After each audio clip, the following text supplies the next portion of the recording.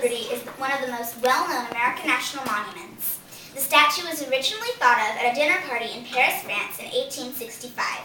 The host, Andauer de la Boulaye, thought that in remembrance of American and French friendship, France should build a great monument as a gift to the United States. A young sculptor at the party was interested at once. His name was Frederick Auguste Bartholdi. In Bartholdi's first designs of Liberty, he called her Liberty Enlightening the World. His final design of Liberty was a woman dressed in robes, holding the torch of freedom and carrying the tablet of law. She would wear a crown with 7 spikes that represented the 7 continents and seas.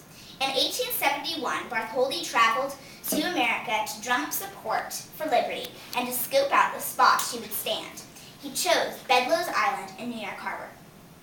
In 1874, France started the Franco-American Union to raise money for liberty. France would build a statue, and America would build a pedestal. By November 6, 1875, the Franco-American Union raised $40,000. This was enough money to complete the arm and torch. These were sent to Philadelphia for the American Centennial. By July 1880, $40,000 had been raised by 100,000 French citizens and a private donation from Bartholdi himself.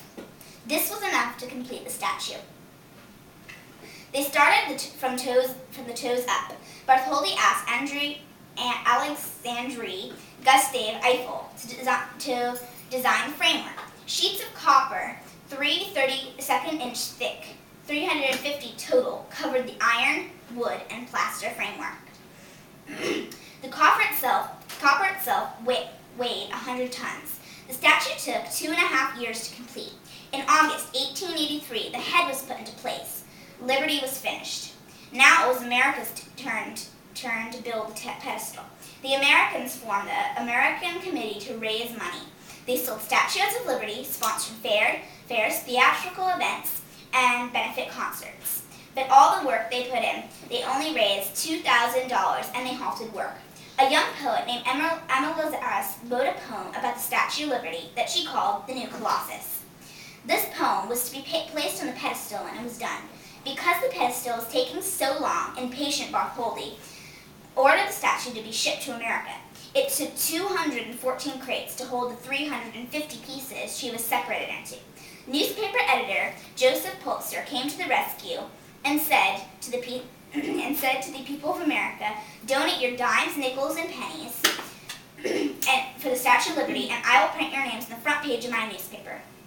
More than $100,000 were collected, and the granite pedestal was finished. Liberty was put together step by step. 100,000 sightseers watched the unveiling of Liberty. Ironically, only 2 women were allowed. Bartholdi had the honor to unveil her by pulling the French flag off her face. The celebration that followed was enormous. Cannons boomed, guns fired, and people cheered. Liberty is the symbol of freedom, democracy, and hope. She was named a national monument in the 1920s by President Calvin Coolidge. She was not built to celebrate a great leader or war, but she was built to celebrate an idea. Liberty was not carved in the marble hallways of the past, but is our dream of the future.